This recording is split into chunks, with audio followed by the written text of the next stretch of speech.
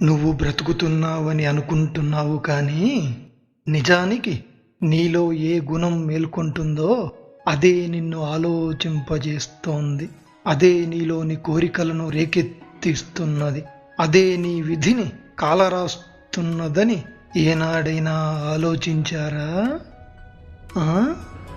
సరే, మీకు అర్థమయ్యేలా చెప్పాలంటే, కొంతమంది ఎందుకు ఎల్లప్పుడూ ప్రశాంతంగానే ఉంటారు, ఇంకొంతమంది ఎందుకు ఎప్పుడూ ప్రపంచాన్ని గెలవాలనే ఆరాటంతో జీవితాంతం పరుగులు తీస్తూనే ఉంటారు, అలాగే మరికొంతమంది ఎందుకు ఎప్పుడూ చీకట్లోనే చిక్కుకుని జీవోత్సవంలా బ్రతుకుతుంటారు.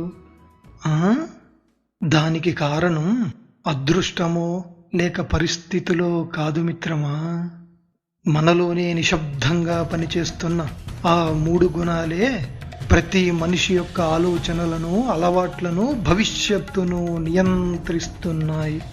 అయితే అంధకారంలో మునిగిన మనస్సును, ప్రకృతి సంకెళ్లచే బంధింపబడిన జీవాత్మను, 3 గుణాల మహాచక్రంలో చిక్కుకున్న మనుష్యుడను మేల్కొలిపి ఓ మహాశక్తిగా తీర్చిదిద్దగల ఆ తత్వరహస్యాన్ని గూర్చి ఆ పరంధాముడు పలికిన పలుకులే ఈ గుణత్రయ విభాగ యోగం. భగవద్గీతలోని 14వ అధ్యాయమైన గుణత్రయ విభాగ యోగమునకు మీకు స్వాగతం.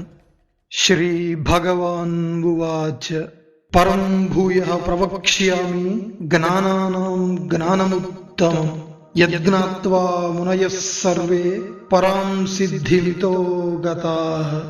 శ్రీ భగవానుడు పలికెను, ఓ అర్జున, జ్ఞానములలోకెల్లా అత్యుత్తమమైన పరమజ్ఞానమును గూర్చి నేను నీకు మరలా తెలియజేయుచున్నాను. ఈ దివ్య జ్ఞానాన్ని తెలుసుకోవడం ద్వారానే మహర్షులందరూ సంసార బంధనాల నుండి విముక్తులై పరిపూర్ణతను పొందారు. ఈ దివ్య జ్ఞానాన్ని ఆశ్రయించిన వారు నా స్వరూపాన్నే పొందెదరు. అట్టి మహాత్ములు సృష్టి ఆరంభంలో మరలా జన్మింపరు, అలాగే ప్రళయకాలంలో కూడా వారు కలత చెందరు. ఓ అర్జున, మహత్తరమైన నా మూల ప్రకృతియే సమస్త ప్రాణులకు గర్భస్థానము. దాని యందు నేను సృష్టి బీజాన్ని స్థాపించదను. దాని ఫలితంగానే సమస్త జీవరాశులు ఉద్భవించుచున్నాయి. ఓ కుంతీపుత్ర, వివిధ రూపాలలో జన్మించుచున్న సమస్త జీవజాతులను తన గర్భమున ధరించుచున్న మూల ప్రకృతియే తల్లి. అలాగే బీజస్థాపన చేయుచున్న నేనే తండ్రిని. అనగా సమస్త ప్రాణకోటికి ప్రకృతియే తల్లి అని, పరమాత్మయే తండ్రి అని భావం. సత్వం రజస్తమ ఇతి గుణాః ప్రకృతి సంభవాః నిబధ్నంతి మహాబాహో దేహే దేహినమవ్యయం. మహాబాహువులు కలిగిన ఓ అర్జున, ప్రకృతి నుండి ఉద్భవించిన సత్వ రజస్తమో గుణములు నాశనము లేని జీవాత్మను శరీరమునందు బంధించుచున్నవి. ఓ అర్జున, ఈ మూడింటిలోనూ సత్వగుణము స్వచ్ఛమైనది. అందువల్ల అది ప్రకాశవంతమైన జ్ఞానాన్ని, అలాగే ప్రశాంతతను ప్రసాదిస్తుంది. కానీ అది సుఖ సాంగత్యముతో, అలాగే జ్ఞానాభిమానంతో జీవుణ్ణి బంధిస్తుంది. వివరణ: ఉదాహరణకు, ఒక వ్యక్తి ధ్యానం, యోగాభ్యాసము ద్వారా ప్రశాంతతను పొందుతాడు. కానీ ఆ ప్రశాంతతనే పరమస్థితిగా భావించి దానిలోనే ఆసక్తిని పెంచుకున్నట్లయితే అతడు గుణాతీత స్థితిని చేరుకోలేడని భావం. ఓ కుంతీపుత్ర, రాగాత్మకమైన రజోగుణము కోరికలు, ఆసక్తుల నుండి ఉత్పన్నమగునని తెలుసుకును. ఈ రజోగుణము కర్మలు, వాటి యొక్క ఫలితాల పట్ల ఆసక్తితో జీవుణ్ణి బంధిస్తుంది.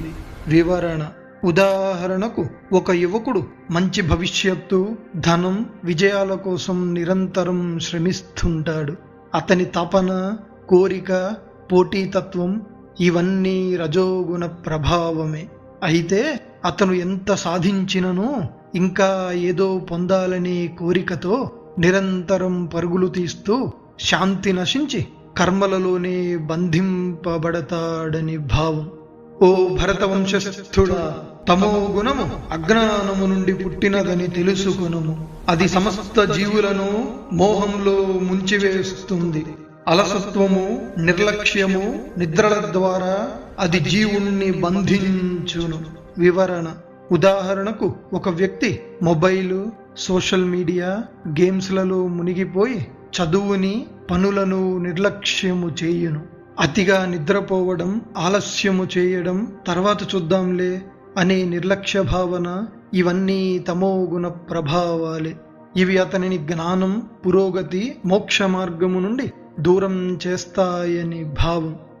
సత్వం సుఖే సంజయతి రజః కర్మణి భారత, జ్ఞానమావృత్యతు తమః ప్రమాదే సంజయత్యుతః. ఓ అర్జున, సత్వగుణము జీవుణ్ణి సుఖములలో నిమగ్నము చేయును. రజోగుణము కర్మలయందు నిమగ్నునిగా చేయును. అలాగే తమోగుణము జ్ఞానాన్ని కప్పివేసి జీవుణ్ణి ప్రమాదాలలో ముంచివేయును. ఓ భరతశ్రేష్ఠ అర్జున, కొన్ని సందర్భాలలో రజోగుణాన్ని, తమోగుణాన్ని అధిగమించి సత్వగుణము వృద్ధి చెందును. మరికొన్ని సందర్భాలలో సత్వగుణాన్ని, తమోగుణాన్ని అధిగమించి రజోగుణము వృద్ధి చెందును. అలాగే మరికొన్ని సందర్భాలలో సత్వగుణాన్ని, రజోగుణాన్ని అణచివేసి తమోగుణం వృద్ధి చెందుతుంది. ఈ శరీరంలోని అన్ని ఇంద్రియ ద్వారాలు నిజమైన జ్ఞానంతో ప్రకాశించినప్పుడు అతనిలో సత్వగుణము వృద్ధి చెందినదని తెలుసుకొనుము. ఓ అర్జున, రజోగుణము వృద్ధి చెందినప్పుడు అత్యాశ, అనేక కర్మల పట్ల ఆసక్తి, అశాంతి, అలాగే విషయభోగముల యందు లాలస వంటి లక్షణాలు కలుగుతుంటాయి. ఓ కృణందన, తమోగుణము వృద్ధి చెందినప్పుడు అజ్ఞానము, సోమరితనము, అలాగే నిర్లక్ష్యము, మోహము వంటి లక్షణాలు ఉద్భవిస్తాయి.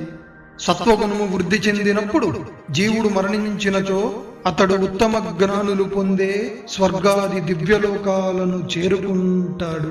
రజోగుణము వృద్ధి చెందినప్పుడు జీవుడు మరణించినచో అతడు కర్మాసక్తులైన మనుష్యుల యందు జన్మించును. అలాగే తమోగుణంతో మరణించిన వాడు మూర్ఖత్వంతో కూడిన పశుపక్షాదుల యందు జన్మించును. సత్వగుణంతో చేసే సత్కర్మలకు నిర్మలమైన ఫలితం లభిస్తుంది. రజోగుణంతో చేసే కర్మలు దుఃఖాన్ని, అలాగే తమోగుణంతో చేసే కర్మలు అజ్ఞానాన్ని కలుగజేస్తాయి. సత్వాత్ సంజాయతే జ్ఞానం రజసో లోభయేవ చ, ప్రమాదమోహో తమసో భవతో జ్ఞానమేవ చ. ఊర్ధ్వం గచ్చంతి సత్వస్థ మధ్యే తిష్టంతి రాజసాః, జఘన్య గుణవృత్తిస్థ అధో గచ్చంతి తామసాః. సత్వగుణము నుండి జ్ఞానము, రజోగుణము నుండి లోభము, అలాగే తమోగుణము నుండి అజ్ఞానము, మోహము, నిర్లక్ష్యము ఉద్భవిస్తాయి. సత్వగుణంలో స్థితులైన వారు స్వర్గాది ఉన్నత లోకాలకు చేరుకుంటారు. రజోగుణంలో నిలిచిన వారు మధ్యస్థితి అయిన మనుష్య లోకములోనే ఉంటారు. అలాగే తమోగుణంలో నిమగ్నమైన వారు అధోగతిని పొందుతారు. అనగా తమోగుణంలో నిమగ్నమైన వారు అజ్ఞానము మరియు దుఃఖంతో కూడిన జన్మలను పొందుతారని భావం. సత్వ రజస్తమో గుణాలే అన్నిటికీ కారణమని ఎవడు స్పష్టంగా గ్రహిస్తాడో, అలాగే ఆ మూడు గుణాలకు అతీతమైన పరమాత్మతత్వాన్ని యథార్థంగా తెలుసుకుంటాడో అట్టివాడు నా స్వరూపాన్ని పొందుతాడు. శరీరానికి కారణమైన ఈ మూడు గుణాలను అధిగమించిన జీవుడు జన్మ మృత్యు జరా దుఃఖముల నుండి విముక్తుడై అమృతత్వాన్ని పొందును అని కృష్ణ పరమాత్మ అర్జునునితో పల్కెను. అర్జున ఉవాచ కైర్లింగైః త్రీన్ గుణానేతాన్ అతీతో భవతి ప్రభో, కిమాచారః కథం చైతాన్ త్రీన్ గుణానతివర్తతే. అర్జునుడు పలికెను, ఓ ప్రభు, ఈ మూడు గుణాలను అధిగమించిన వారు ఏ ఏ లక్షణాలను కలిగి ఉంటారు, వారు ఏ విధముగా ప్రవర్తిస్తారు, అలాగే వారు ఈ మూడు గుణాలను ఏ విధంగా అధిగమిస్తారు, అని అర్జునుడు శ్రీకృష్ణునితో పల్కెను. శ్రీ భగవాన్ ఉవాచ ప్రకాశం చ ప్రవృత్తిం చ మోహమేవ చ పాండవ నద్వేష్టి సంప్రవృత్తాని ననివృత్తాని కాంక్షతి. శ్రీ భగవానుడు పలికెను, ఓ పాండుపుత్ర అర్జున, త్రిగుణాలకు అతీతులైన వారు సత్వగుణము నుండి పుట్టిన జ్ఞాన ప్రకాశాన్ని గాని, రజోగుణం నుండి పుట్టిన కర్మ ప్రవృత్తిని గాని, తమోగుణం నుండి పుట్టిన మోహాన్ని గాని ద్వేషింపరు.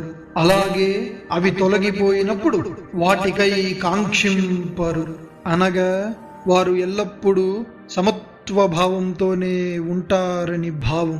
అలాగే వారు ప్రకృతి గుణాల ప్రభావాలకు చెలింపకుండా సాక్షి వలె స్థిరంగా ఉండి గుణములే గుణముల యందు ప్రవర్తించుచున్నాయని భావించి నిశ్చలముగా ఆత్మస్వరూపమునందే స్థితులై ఉంటారు.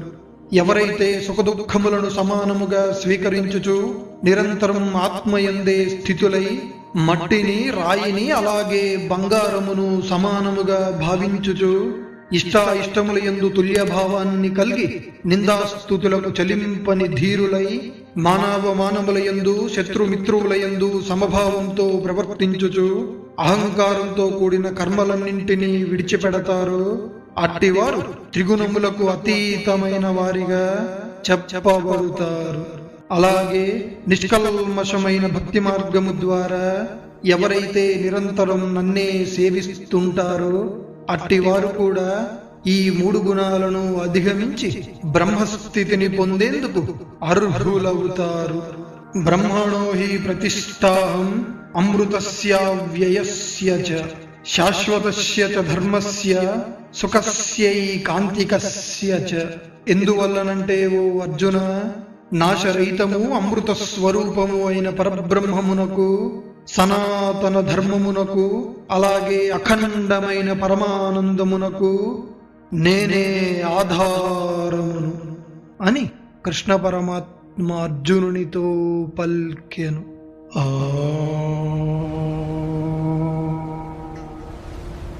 తత్సదితి శ్రీమద్భగవద్గీతాసూపనిషత్సు బ్రహ్మ విద్యాయాం యోగశాస్త్రే శ్రీకృష్ణార్జున సంవాదే గుణత్రయ విభాగయోగో నామ 14వ ఈ విధముగా శ్రీమద్భగవద్గీతలోని 14వ అధ్యాయమైన గుణత్రయ విభాగయోగం ముగుస్తుంది.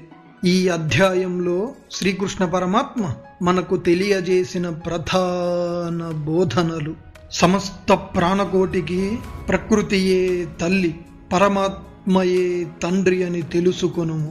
ప్రకృతి ద్వారా ఉద్భవించిన సత్వ రజస్తమో గుణాలే మన ఆలోచనలను, భావాలను, ప్రవర్తనలను నియంత్రిస్తాయి. సత్వగుణము జ్ఞానం, శాంతి, పవిత్రతను కలిగిస్తుందని ఎరుంగుము. రజోగుణము ఆశలు, ప్రవృత్తి, చంచలతను పెంపొందిస్తుంది. తమో గుణము అజ్ఞానము, అలసత్వము, మోహాన్ని కలిగిస్తుందని గ్రహింపుము. ప్రతి జీవి ఈ 3 గుణాల మిశ్రమ ప్రభావంతోనే ప్రవర్తించునని తెలుసుకొనుము. ఎవరైతే సుఖదుఖాలను, మిత్రువు శత్రువులను, నిందాస్తుతులను సమభావంతో స్వీకరిస్తారో అట్టివారు గుణాలను అధిగమిస్తారు. నిష్కల్మషమైన భక్తితో పరమాత్మను సేవించేవారు త్రిగుణాలను అధిగమించి ముక్తిని పొందేందుకు అర్హులవుతారు. పరబ్రహ్మమునకు, అమృతత్వానికి, సనాతన ధర్మానికి, అలాగే పరమానందానికి ఆధారము ఆ పరమేశ్వరుడే. కావున మనందరము ఈ గుణాల ప్రభావంలో చిక్కుకోకుండా నిష్కల్మషమైన భక్తితో నిరంతరం ఆ పరమాత్మయందే మనస్సును లగ్నము చేయడం ద్వారా మనం త్రిగుణాతీతమైన ఆ పరబ్రహ్మనే చేరుకుంటామని శ్రీకృష్ణ పరమాత్మ అర్జునుని ద్వారా సమస్త లోకాలకు తెలియజేశారు. తదుపరి అధ్యాయంలో శ్రీకృష్ణ పరమాత్మ పురుషోత్తమ యోగం ద్వారా జగద్వృక్ష స్వరూపాన్ని, జీవాత్మ పరమాత్మ మధ్య సంబంధాన్ని, అలాగే పురుషోత్తముని సత్యస్వరూపాన్ని గూర్చి అత్యద్భుతముగా వివరించును.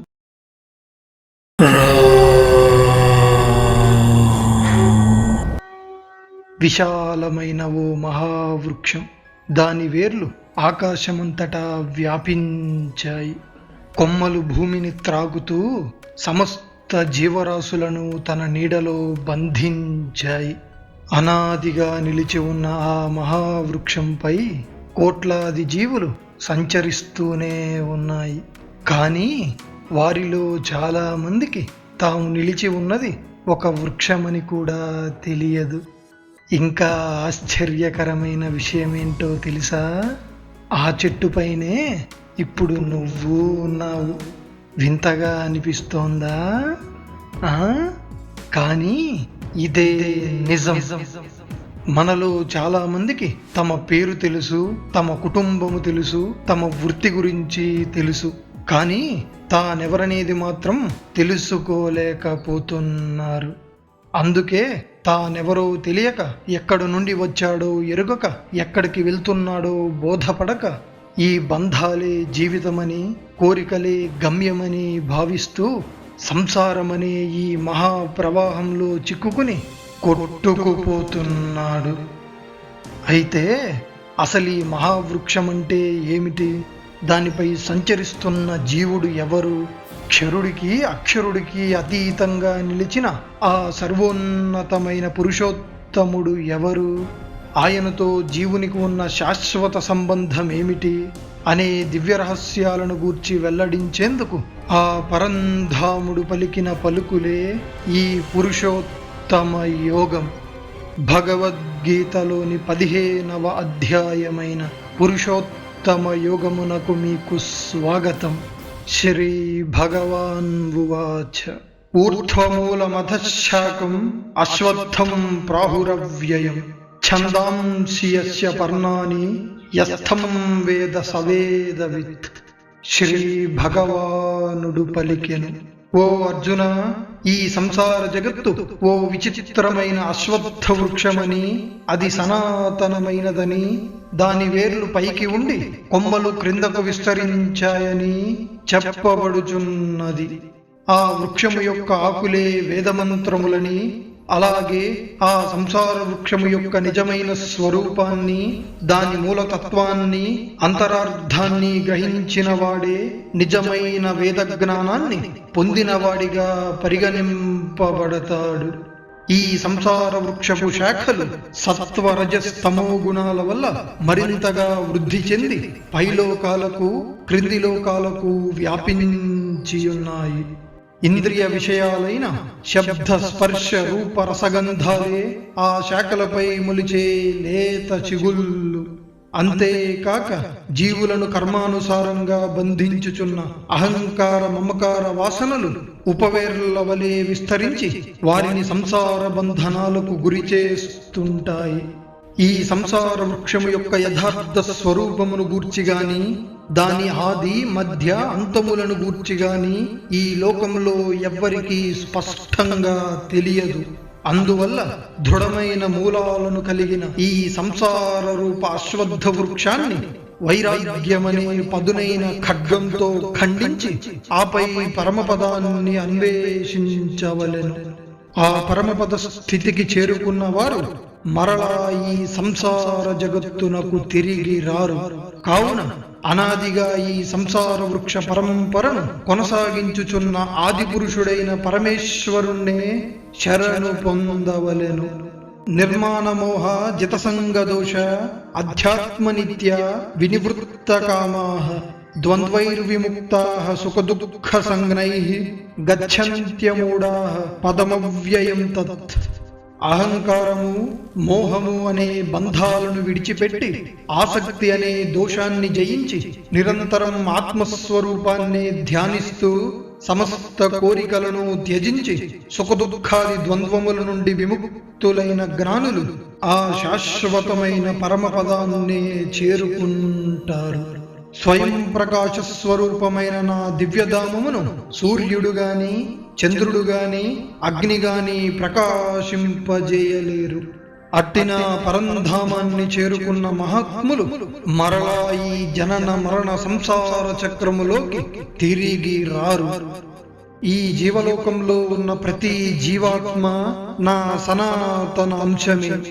ఆ జీవాత్మ ప్రకృతి యందు స్థితమైన మనస్సును అలాగే 5 జ్ఞానేంద్రియాలను తనతో అనుసంధానించుకొని వాటి ద్వారా విషయాలను అనుభవిస్తూ సంసారంలో సంచరిస్తుంటుంది. ఎలాగైతే గాలి పుష్పాల నుండి సుగంధాన్ని ఒక చోటు నుండి మరో చోటుకు తీసుకువెళ్తుందో అలాగే జీవాత్మ పాత శరీరాన్ని విడిచి కొత్త శరీరాన్ని స్వీకరించినప్పుడు మనస్సును మరియు ఇంద్రియాలను తనతో పాటుగా తీసుకువెళ్తుంది.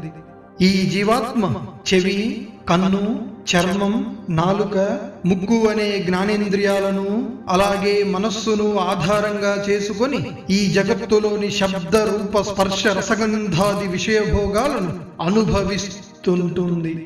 జీవాత్మ శరీరాన్ని విడిచిపెడుతున్నప్పుడు గాని, శరీరంలో ఉన్నప్పుడు గాని, లేదా గుణాలతో కూడిన అనుభవాలను పొందుతున్నప్పుడు గాని మోహంతో మూర్ఛితులైన అవివేకులు దానిని గుర్తించలేరు. కానీ జ్ఞాన దృష్టి కలిగిన వారు మాత్రమే ఆ సత్యాన్ని స్పష్టంగా దర్శించగలరు. యోగాభ్యాసము ద్వారా నిష్ఠతో ప్రయత్నించే యోగులు తమ అంతరాత్మలో ఉన్న పరమాత్మను దర్శించగలరు. కానీ ఆత్మశుద్ధి లేని చంచల మనస్కులు ఎంత ప్రయత్నించినను ఆ సత్యాన్ని గ్రహించలేరు. యదాదిత్యగతం తేజో జగద్భాసయతేఖిలం యచ్చంద్రమసి యచ్చాగ్నౌ తత్తేజో విద్ధిమామకం. ఓ అర్జున, సమస్త జగత్తును ప్రకాశింపజేయుచున్న సూర్యుని యందుగల తేజస్సు, అలాగే చంద్రుని యందుగల తేజస్సు, అగ్ని యందుగల ప్రకాశము నా దివ్య తేజస్సేనని తెలుసుకొను. అలాగే నేను పృథ్వీ యందు ప్రవేశించి నా శక్తి ద్వారా సమస్త జీవజాతులను ధరించి పోషించుచున్నాను. అంతేకాక నేను రసస్వరూపుడైన చంద్రునిగా ఉండి సమస్త ఔషధాలకు పుష్టిని చేకూరుస్తుంటాను. అహం వైశ్వానరో భూత్వా ప్రాణినాం దేహమాశ్రితః ప్రాణాపాన సమాయుక్తః పచామ్యన్నం చతుర్విధం. నేనే సమస్త ప్రాణుల యొక్క దేహమునందు వైశ్వానరాగ్ని అనే రూపంతో ఉండి ప్రాణాపాన వాయువుతో కలిసి వారు తీసుకునే 4 రకాల ఆహార పదార్థములను జీర్ణము చేయుచున్నాను. వివరణ: 4 రకములైన ఆహారములు: భక్ష్య, భోజ్య, చోష్య, లేహ్యములు. అనగా నమలబడునవి, మృంగబడునవి, త్రాగునవి, అలాగే నాలుకతో నాకి తినదగినవి అయిన సకల ఆహార పదార్థాలను ఆ పరమాత్మ జఠరాగ్ని స్వరూపములో జీవుని యందుండి జీర్ణింపజేయుచున్నారని భావం. సమస్త ప్రాణుల హృదయాలలో అంతర్యామిగా ఉన్నది నేనే. అలాగే నా వలనే జ్ఞాపక శక్తి, జ్ఞానము, అలాగే మరపు కూడా కలుగుచున్నాయి. సమస్త వేదముల ద్వారా తెలుసుకొనదగిన వాడను నేనే. వేదాంతమును ప్రసాదించిన వాడను, అలాగే వేదముల యథార్థ తత్వమును తెలిసిన వాడను కూడా నేనే. ఈ జగత్తునందు క్షరుడు, అక్షరుడు అనే 2 రకాలైన పురుషులు కలరు. నశించే స్వభావం కలిగిన సమస్త జీవజాతులను క్షరుడని, అలాగే మార్పులకు అతీతుడై తన స్వరూపమునందే స్థిరంగా ఉండే చైతన్య స్వరూపుణ్ణి అక్షరుడని చెప్పబడుచున్నది. అయితే వీరిద్దరి కంటెను ఉత్తమమైన పురుషుడు వేరొకడు కలడు. అతడే నాశరహితుడైన పరమేశ్వరుడని, పరమాత్ముడని పిలువబడుచున్నాడు. అతడు ముల్లోకాల యందు ప్రవేశించి సమస్త సృష్టిని ధరించి పోషించుచున్నాడు. నేను క్షరుని కంటెను అతీతుడను, అక్షరుని కంటెను ఉత్తముడను. అందుచేత ఈ లోకములోను వేదములలోనూ నేను పురుషోత్తమునిగా ప్రసిద్ధికెక్కాను. ఓ భరతవంశస్థుడా, మోహరహితుడై ఈ విధముగా నన్ను పురుషోత్తమునిగా తెలుసుకొనువాడు సర్వము తెలిసినవాడగును.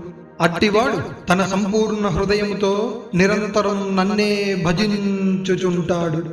ఇతి గుహ్యతమం శాస్త్రం ఇదముక్తం మయా నఘ ఏతద్బుద్ధ్వా బుద్ధిమాన్ స్యాత్ కృతకృత్యశ్చ భారత.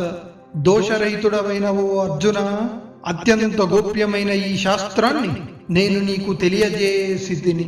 దీని తత్వమును అర్థం చేసుకున్నవారు బుద్ధిమంతులై కృతార్థులవుతారు అని కృష్ణ పరమాత్మ అర్జునునితో పల్కెను.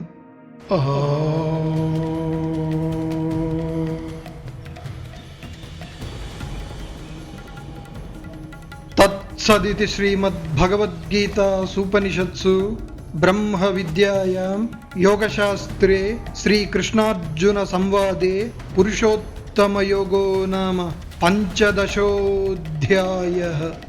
ఈ విధముగా శ్రీమద్భగవద్గీతలోని 15వ అధ్యాయమైన పురుషోత్తమ యోగం ముగుస్తుంది. ఈ అధ్యాయంలో శ్రీకృష్ణ పరమాత్మ మనకు తెలియజేసిన ప్రధాన బోధనలు: ఈ జగత్తు ఒక అశ్వత్థ వృక్షమని, దాని మూలం పరమాత్మలో ఉండి శాఖలు సృష్టి అంతటా విస్తరించి ఉన్నాయని గ్రహింపుము. ఈ సంసార వృక్షము యొక్క నిజస్వరూపాన్ని తెలుసుకున్నవాడే నిజమైన జ్ఞాని. సూర్యచంద్రాగ్నులలోని తేజము, జీవులలోని జఠరాగ్ని, మేధస్సు, మరపు మొదలైనవన్నింటికీ కారణము వేదకర్త అయిన పరమాత్మయేనని తెలుసుకొనుము. ఈ సృష్టి యందు 2 రకాలైన పురుషులు కలరు: క్షరుడు, అక్షరుడు. వీరిద్దరి కంటేనూ అతీతుడైన వాడు పరమ పురుషుడైన పరమాత్మ. ఆయనే ఈ సమస్త జగత్తును ధరించి పోషించుచున్న ఈశ్వరుడు. క్షరునికి, అక్షరునికి అతీతుడైన ఆ పరమేశ్వరుణ్ణే వేదాలు పురుషోత్తమునిగా కీర్తించాయి. ఈ పురుషోత్తమ తత్వాన్ని గ్రహించిన జ్ఞాని మోహరహితుడై సంపూర్ణ హృదయంతో నిరంతరం ఆ పరమాత్మనే భజించుచుంటాడు. కావున మనందరము ఈ జీవిత సత్యాన్ని, అత్యంత గోప్యమైన పరమాత్మ తత్వాన్ని గ్రహించి సదా పరమాత్మనే భజించడము ద్వారా జీవన సాఫల్యాన్ని పొందగలమని శ్రీకృష్ణ పరమాత్మ అర్జునుని ద్వారా సమస్త జీవరాశులకు తెలియజేశారు. తదుపరి అధ్యాయంలో శ్రీకృష్ణ పరమాత్మ దైవాసుర సంపద్విభాగ యోగం ద్వారా దైవీ గుణాలు మరియు ఆసురీ గుణాల మధ్య గల తేడాను గూర్చి అత్యద్భుతముగా వివరించును. త్వరలో మళ్ళీ కలుద్దాం. సమస్త లోకాః సన్మంగళాని భవంతు. మీ కాలాగ్ని.